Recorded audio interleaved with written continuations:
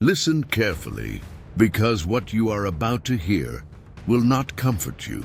Most people go through life believing they are in control of their choices. They wake up, reach for their phone, scroll for a few minutes, laugh at something meaningless, watch something entertaining, eat something easy, chase a small burst of pleasure. And they call this freedom. But what if that is not freedom at all?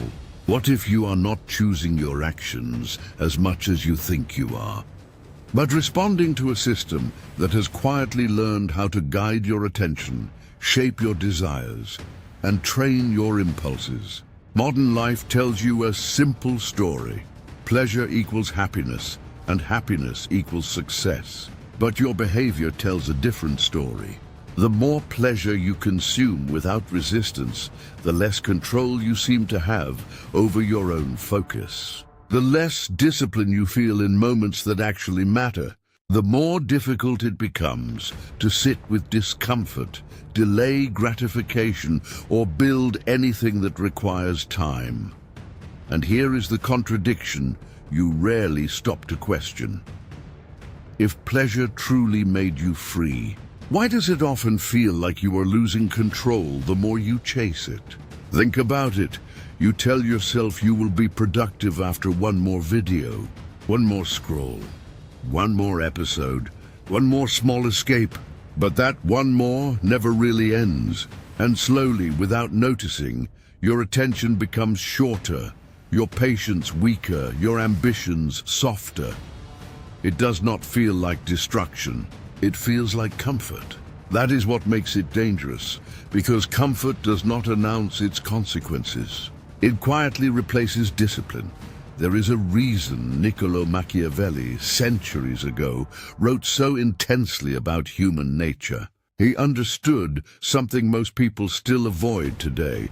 Human beings are not naturally driven by truth or discipline. They are driven by desire, convenience, and emotional reward. And whoever understands those forces understands control. Now ask yourself something uncomfortable. If your desires can be triggered so easily, who is really guiding them? You may think you are just relaxing when you reach for distraction, but over time, repetition creates identity. Every small act of surrender teaches your mind what it should expect from life. Easy stimulation becomes normal. Effort begins to feel unnatural. Silence feels uncomfortable. Focus feels heavy, and slowly, a subtle shift begins. You stop choosing difficulty, even when it is necessary. You start avoiding anything that does not give immediate reward. You begin to negotiate with your own discipline, and this is where the identity fracture begins. Not loudly, not dramatically, but silently. A man does not lose his strength in one moment. He loses it in small, unnoticeable trades. He chooses comfort over effort once, then again, until one day effort feels foreign to him. Not because he is incapable, but because he has trained himself out of it. Imagine a man who once had ambition, real ambition, the kind that requires patience, risk, and discomfort. But over time, he slowly replaces action with consumption, planning with distraction, discipline with relief. He does not notice the decline because each step feels harmless. But Machiavelli would describe this differently. He would not call it weakness. He would call it predictability. Because a man who cannot govern his impulses can be guided without force. He becomes easy to steer, easy to influence, easy to satisfy with illusions of progress. And that is the deeper question you need to sit with. Are you actually directing your life? Or are you simply responding to what gives you the fastest relief? Because if your attention can be captured, your emotions triggered, and your time fragmented without resistance, then control is no longer something you possess. It is something you occasionally experience between distractions.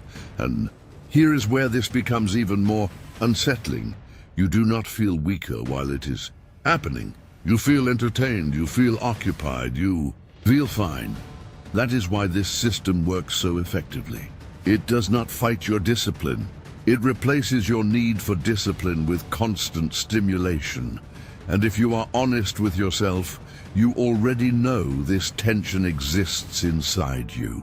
The desire to do more, and the habit of settling for less. The intention to improve, and the pull toward comfort. The vision of who you could become, and the routine of who you currently are.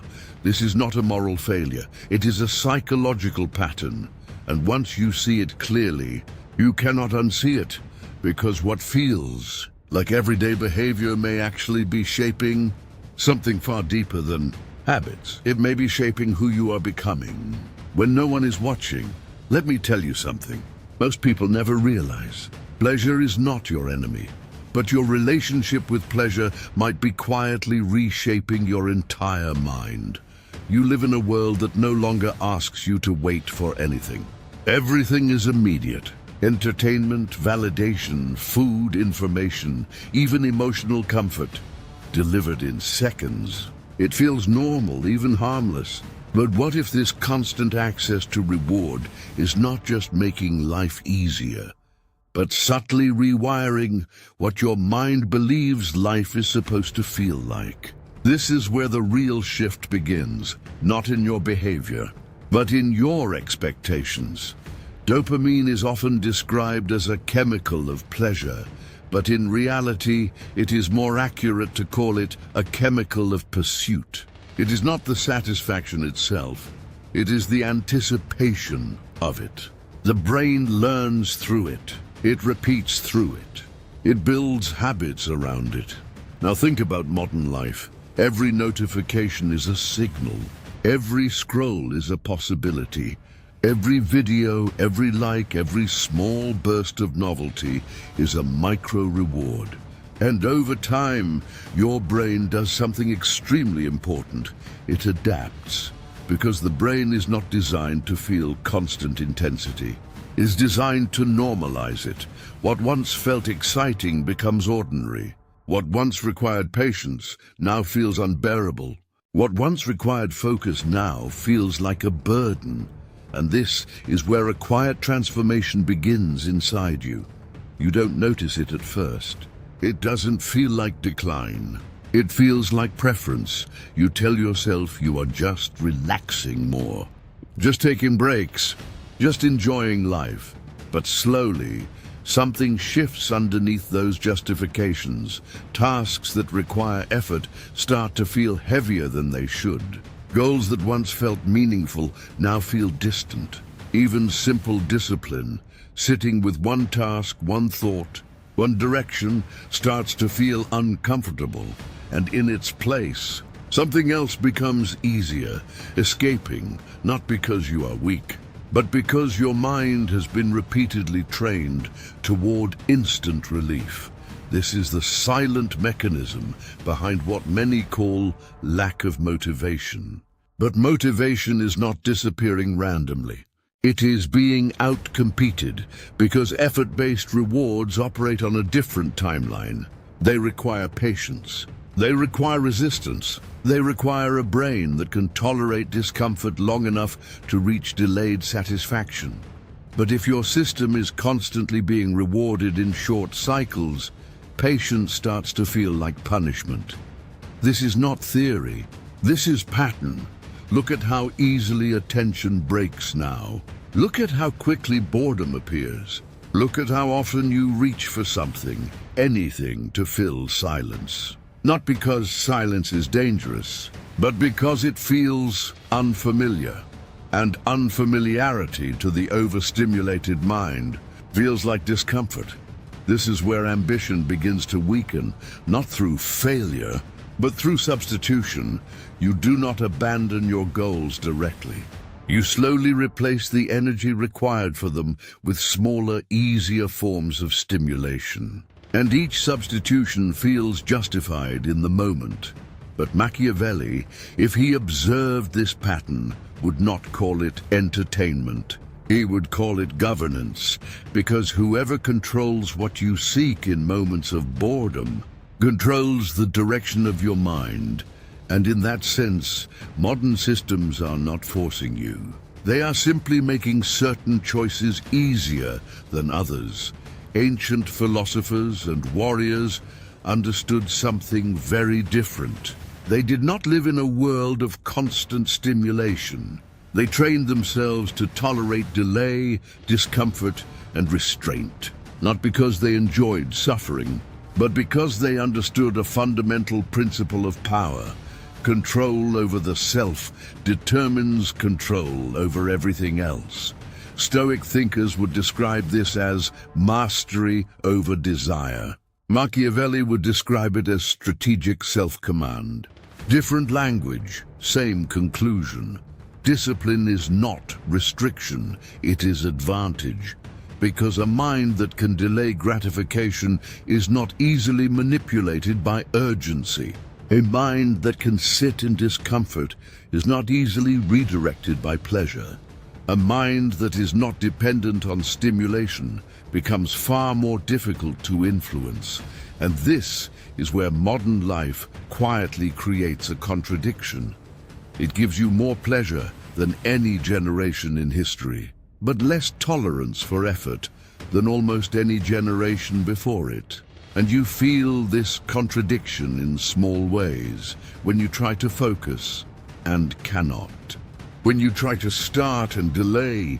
When you try to stop and continue anyway, not because you lack intelligence, not because you lack potential, but because your reward system has been conditioned toward immediacy. And the most important part is this: you don't feel it as loss. You feel it as normal life. That is why it is powerful, because dependency does not announce itself. It integrates itself into routine until it feels like identity. But here is the part that changes everything. Once you become aware of this pattern, you are no longer fully inside it. Awareness introduces resistance. And resistance is the beginning of control. Not dramatic control, not instant transformation, but the simple ability to notice what is guiding your attention before you surrender to it. And if you are someone who finds these ideas uncomfortable, yet strangely familiar, then you are already standing at the edge of a deeper understanding of human behavior. One that philosophers, psychologists, and strategists from Machiavelli to modern behavioral theorists have all circled around in different ways. If this kind of psychological depth interests you, how power, attention, and human behavior silently shape who we become, then you already understand why these conversations matter. Because they are not just theories. They are maps of influence. And now, the question is no longer what is happening to you, but what part of it you will no longer ignore. Because pleasure is not taking your life from you, but uncontrolled pleasure is quietly deciding what your life never becomes. Because this is the moment where the illusion starts to crack. Up until now, you may have believed that modern life is simply more advanced, more comfortable, more efficient. A world where everything is easier must mean that people are becoming stronger too, right? But something doesn't add up. The more comfort increases, the more people struggle with discipline. The more entertainment expands, the shorter attention becomes. The more access we gain to pleasure, the less control people seem to have over themselves. And the uncomfortable question is not whether this is happening, but whether it is already happening to you. You tell yourself you are in control. You decide when to work, when to rest, when to scroll, when to stop. But if you observe closely, really observe, most of those decisions are not made through clarity. They are made through impulse. A feeling appears, and you follow it. A desire shows up, and you obey it. A discomfort rises, and you escape it. And slowly, without any dramatic moment of failure, something shifts inside your identity. You stop being the one who directs your behavior, and start becoming the one who reacts to it. This is where modern weakness does not announce itself loudly. It develops quietly through repetition, not through one big mistake, but through thousands of small permissions. You give yourself, I'll do it later, just 5 more minutes, 1 more video. I'll start tomorrow. Each one sounds harmless. Each one feels justified. But together, they form something powerful, a pattern of self-negotiation. And once a man begins negotiating with his own discipline, he is no longer fully in command of it. This is where Niccolò Machiavelli becomes strangely relevant, not as a historical figure, but as an observer of human nature.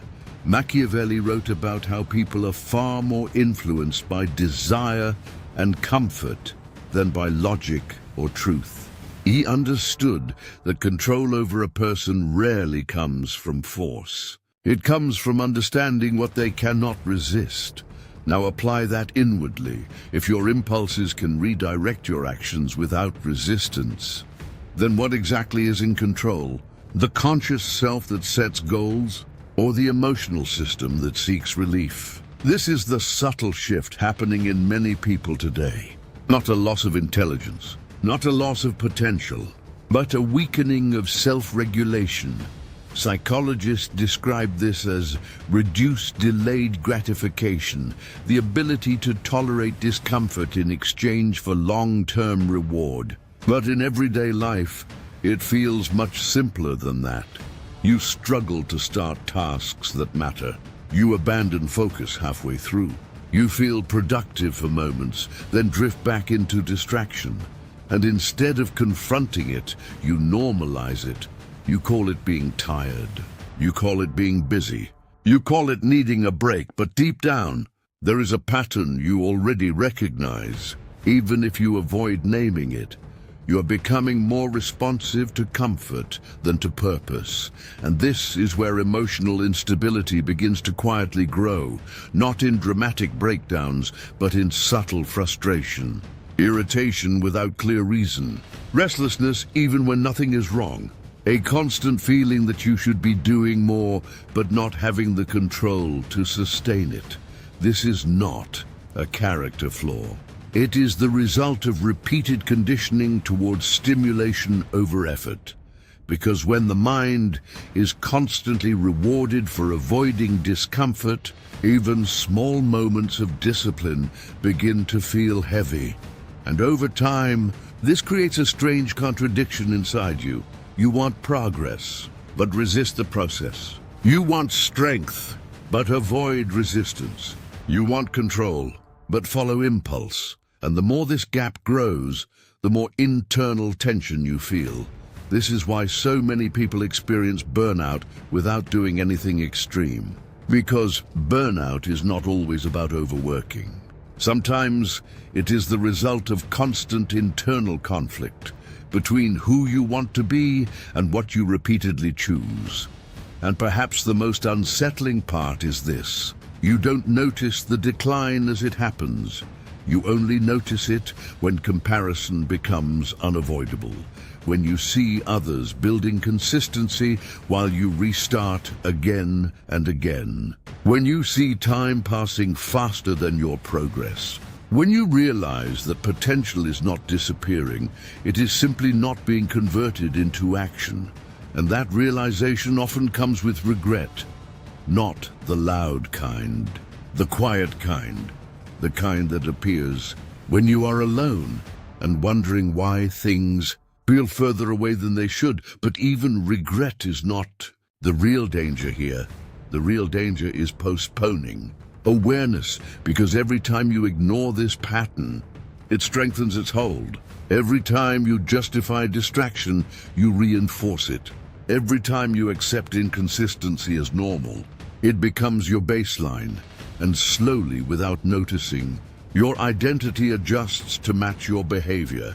This is the moment most people miss. They think discipline is something they will build later. After motivation returns, after circumstances improve, after life becomes easier. But discipline does not appear in easier conditions. It is built in resistance. And right now, your resistance is being outsourced to comfort. So, the question is no longer whether you are capable of discipline. The question is whether you are still willing to feel the discomfort required to reclaim it, because at some point, comfort stops feeling like freedom and starts feeling like something you can no longer step out of. And that is where transformation either begins or quietly disappears. Because if you want to understand what made human beings powerful in history, you have to forget what modern life has taught you about comfort. We often assume that progress means ease, that the more comfortable a society becomes, the stronger its people must be. But history quietly tells a different story. Civilizations were not built in comfort, they were built in restraint. Across time, the individuals who shaped the world, philosophers, warriors, rulers, strategists, shared one common trait that modern life rarely encourages: control over desire, not elimination of desire. Control, the ability to say no when everything inside them wanted to say yes. The ability to endure discomfort when avoidance would have been easier. The ability to delay reward long enough to create something that outlived them. This principle appears again and again in ancient Stoic philosophy. Thinkers like Marcus Aurelius did not believe strength came from indulgence. They believed strength came from resisting internal chaos, from ruling the self before attempting to rule anything external. And this is where Niccolò Machiavelli adds another layer of understanding.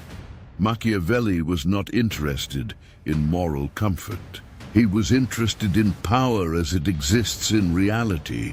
And one of the clearest implications in his writing is this: a leader who cannot govern himself will eventually be governed by others, because external control is always easier when internal discipline is absent. History repeatedly confirms this. Pattern empires did not rise because people lived easily. They rose because people accepted structure, hierarchy, and sacrifice. Soldiers trained under discomfort. Builders worked under pressure.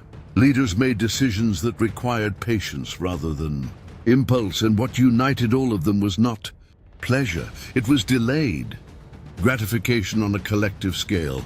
Now compare that to the modern environment you live in. Almost everything is designed to remove friction. If you are bored, there is instant stimulation.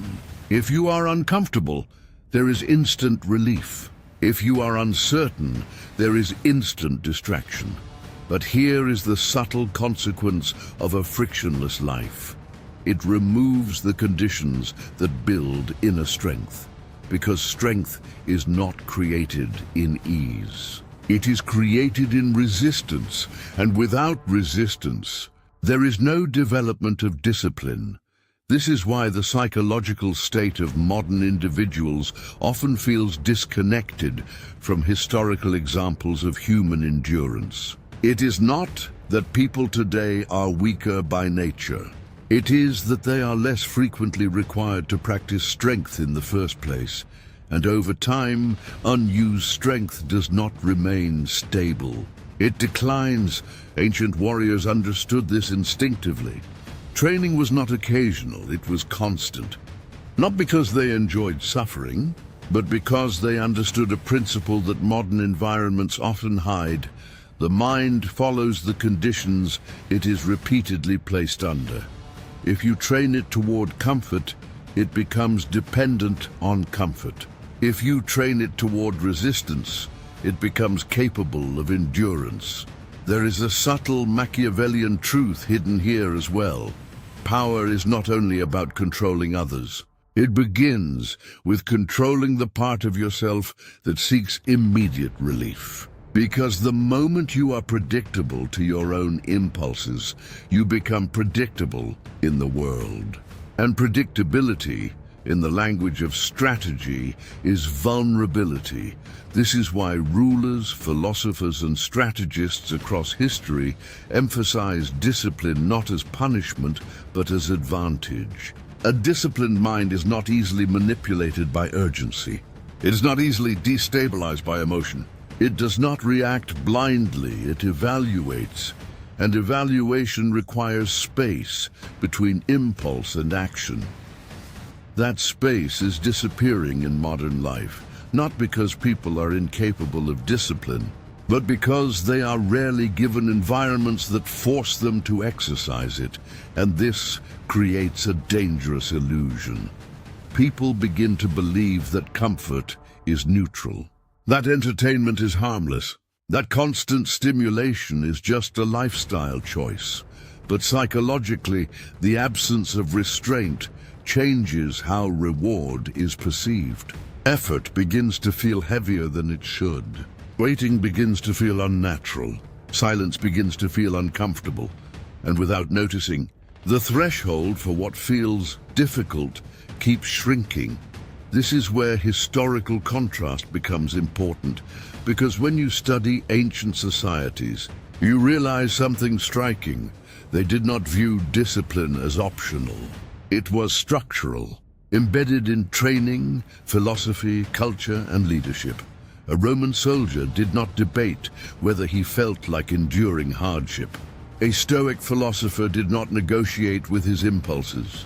A strategist in the tradition of Machiavelli did not allow emotional comfort to override calculated necessity. They understood something simple but powerful. Control is not a personality trait. It is a practiced condition, and that changes everything about how you interpret your own struggles, because suddenly, what feels like personal inconsistency is not a moral flaw. It is a mismatch between your environment and your psychology.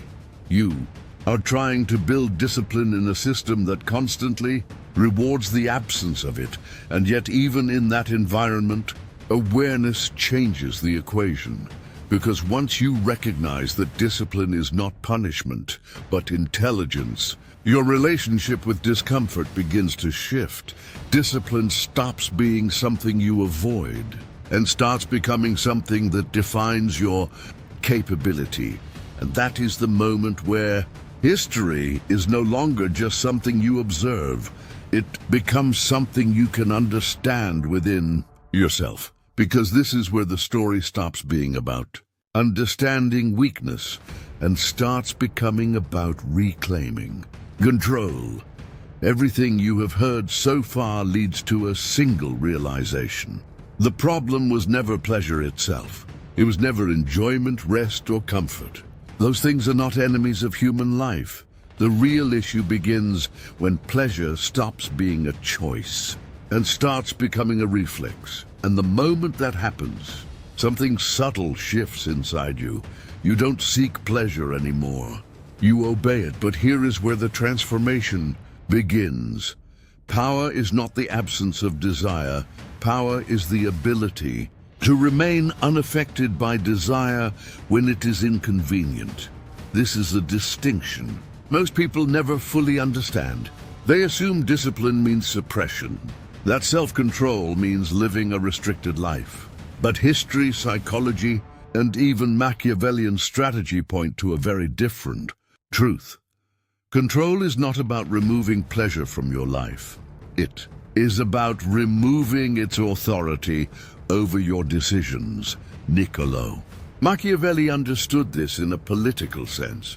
A ruler who is controlled by emotion, impulse, or comfort is not truly a ruler at all. He is a passenger inside his own position. Real leadership, in Machiavelli's view, required the ability to act beyond immediate emotional satisfaction, to choose strategy over impulse, even when discomfort followed. Now turn that lens inward, because what applies to empires also applies to individuals. If you cannot govern your impulses, then your impulses govern you. And that is where the shift begins. Not through punishment, not through denial, but through awareness followed by intentional resistance. This is where a new idea enters the picture: intentional discomfort. At first, it sounds contradictory. Why would anyone willingly choose discomfort in a world already designed to avoid it? But the answer is simple. Because discomfort is where strength is rebuilt. Every time you delay a small urge, every time you choose focus over distraction, effort over escape, you are not just completing a task. You are recalibrating your internal system.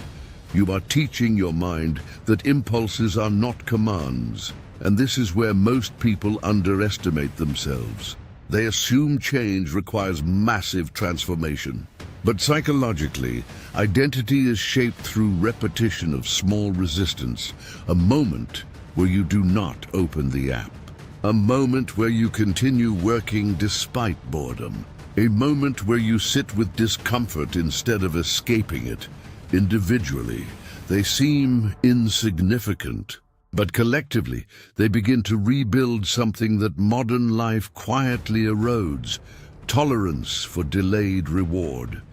And once that tolerance returns, something interesting happens. You start noticing space between impulse and action, and in that space, control is born.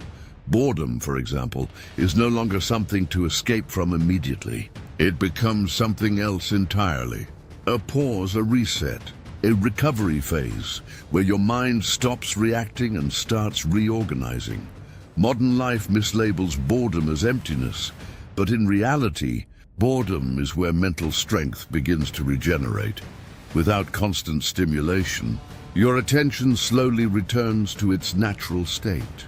Not fragmented, not reactive, but present. And presence is where discipline becomes possible, because discipline is not an act of force. It is a state of clarity repeated over time. At this point, something crucial begins to change in how you see yourself. You stop identifying as someone who is trying to become disciplined, and instead, you start recognizing the moments where you already are. You are not weak. You are overstimulated. This is not an insult. It's an observation that changes everything about how you interpret your behavior, because weakness implies incapacity, but overstimulation implies distortion, and distortion can be corrected. Another truth begins to form as well. Control begins the moment impulse loses authority, not when impulse disappears, not when desire is erased, but when it stops automatically dictating action. And that is the real turning point, because up until now, impulses have been treated as instructions. A notification appears, you respond. A feeling arises, you follow it. A discomfort shows up, you escape it. But now, for the first time, there is distance. Not emotional detachment, but psychological separation. You begin to observe your impulses instead of merging with them. And in that observation, something powerful happens. You realize you are not your urges. You are the awareness behind them. Machiavelli might have described this differently. He would say, a man who understands his internal patterns becomes far harder to manipulate externally, because manipulation depends on predictable reaction. And unpredictability begins when awareness interrupts automatic response. This is why self-mastery is not just personal improvement, it is strategic advantage. A controlled mind is not easily redirected, not by external pressure, not by emotional manipulation, not by environments designed to capture attention. And slowly, without forcing anything, your relationship with effort begins to shift. Tasks that once felt heavy begin to feel manageable, not because they became easier, but because your resistance to them decreased. And in that subtle change, something fundamental is happening. You are no longer negotiating with every impulse. You are choosing which impulses deserve action. This is the beginning of internal authority, not perfection, not total control, but direction. And direction is enough to break the cycle that once felt automatic, because once you experience even a small moment of intentional control, you begin to recognize something powerful. You were never completely out of control. You were just never trained to observe where control actually begins. And now that you see it, you cannot unsee it. Pay close attention, because this is the part most people misunderstand about change. They think transformation is something dramatic, a sudden shift, a powerful moment where everything becomes different overnight. But real psychological change rarely looks like that. It is quieter, almost invisible at first. Because rebuilding the mind is not about becoming someone new in a single moment. It is about repeatedly choosing to stop being controlled by what you used to obey automatically. And that process begins with something very simple: awareness without judgment. You observe yourself without trying to fix everything at once, without forcing perfection, without turning discipline into punishment. You simply notice the patterns that were running your behavior without permission, because once you see a pattern clearly, it stops being unconscious, and what was unconscious loses part of its control. This is where identity begins to reshape itself, not through motivation, but through repetition of choice. Every time you pause before reacting to an impulse, something important happens inside your mind. You are not just resisting a desire. You are sending a signal that says this is no longer automatic, and over time, these signals accumulate, not loudly, not dramatically, but consistently. This is how identity is formed. Niccolò Machiavelli understood this principle in a different context. He wrote about how perception and repeated behavior define authority. A ruler is not seen as powerful because he declares it once, but because his actions consistently reinforce it. Power becomes identity through repetition, not intention. The same principle applies internally. You are not who you declare yourself to be. You are what you repeatedly act upon without resistance. And this is where most people miss the real nature of change. They wait for motivation to appear before acting differently. But motivation is unstable. It rises and falls with emotion. Identity does not.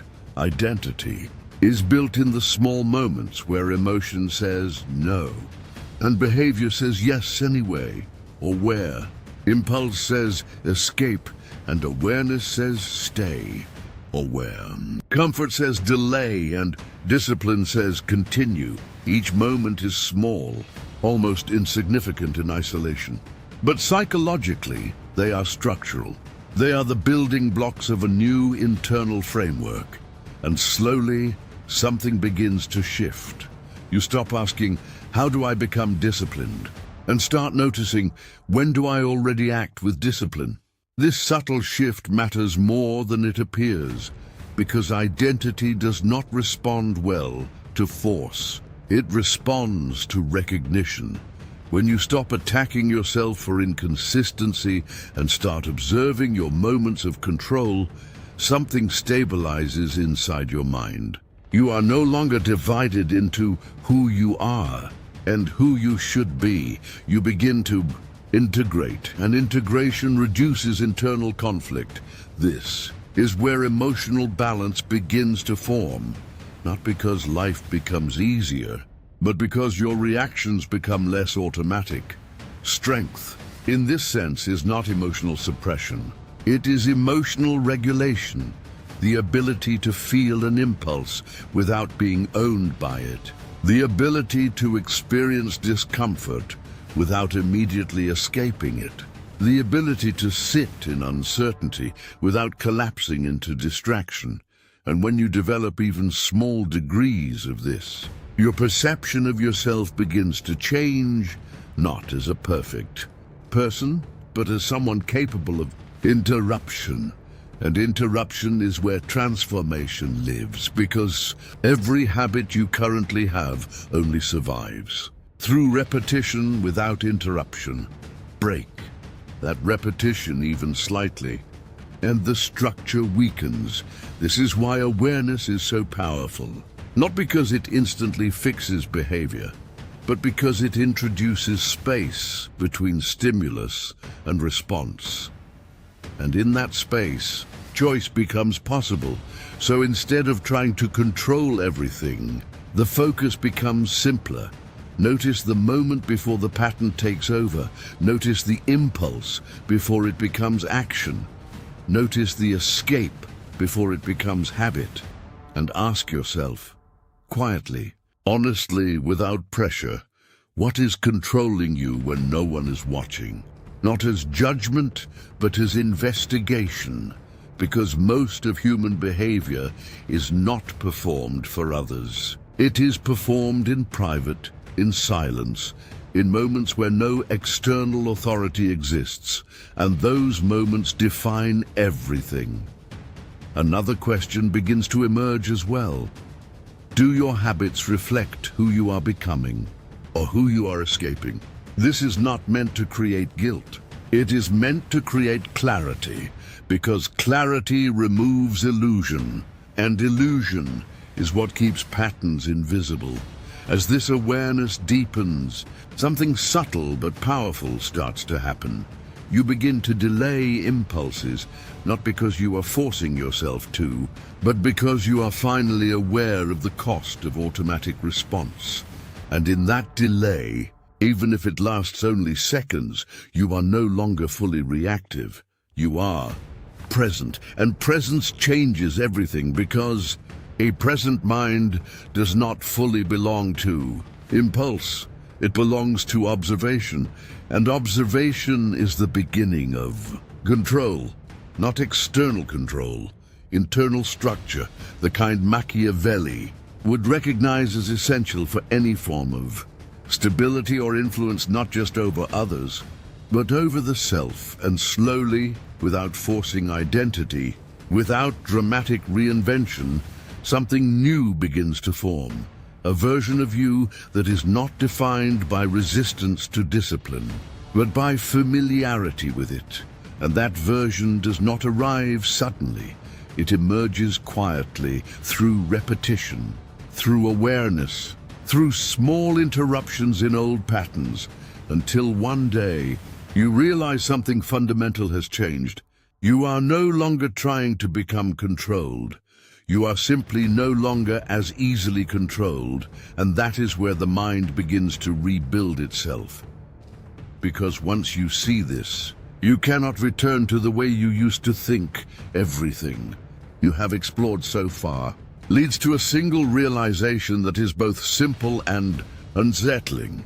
Modern weakness is not created by a lack of opportunity. It is created by an excess of comfort. For the first time in history, human beings are surrounded by constant relief, constant entertainment, constant escape.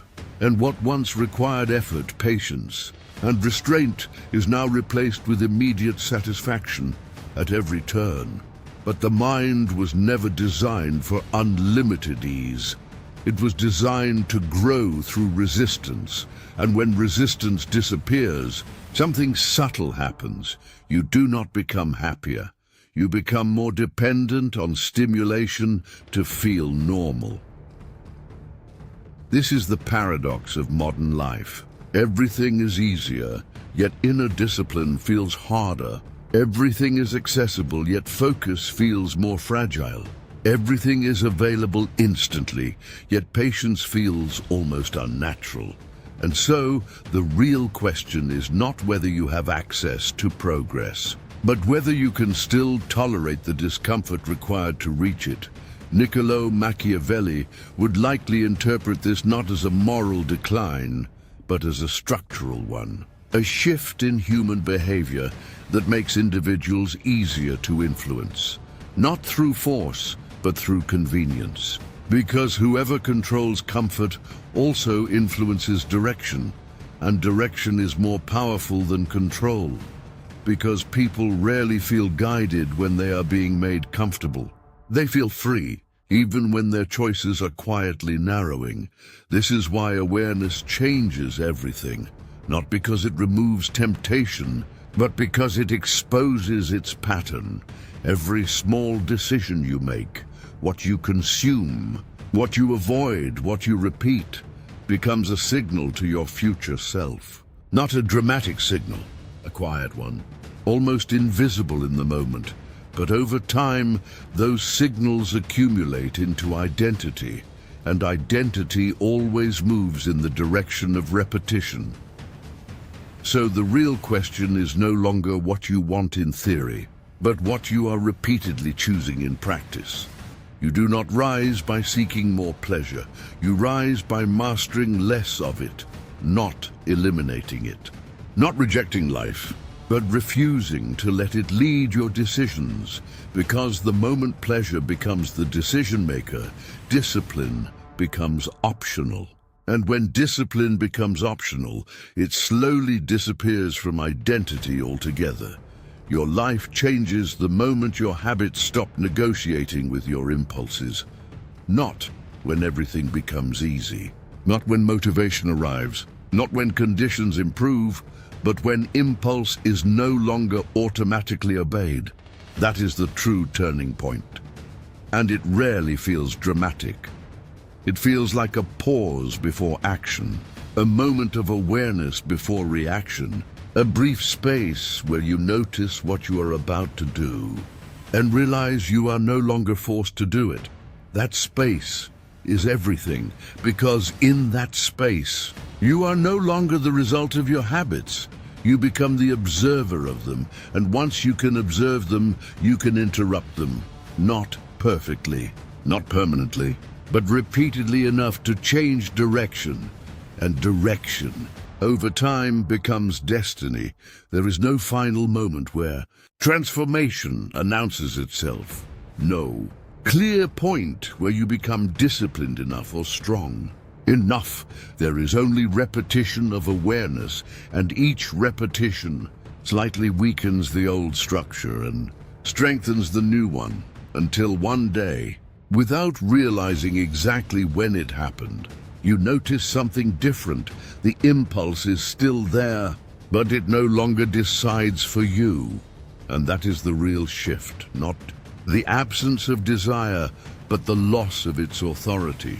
This is the point where everything discussed in this journey converges into one understanding. You were never trapped by weakness. You were trained by comfort, and anything that is trained can be retrained. The ending is not a conclusion. It is a continuation that now belongs to you, and what happens next will not be defined by what you heard, but by what you no longer ignore.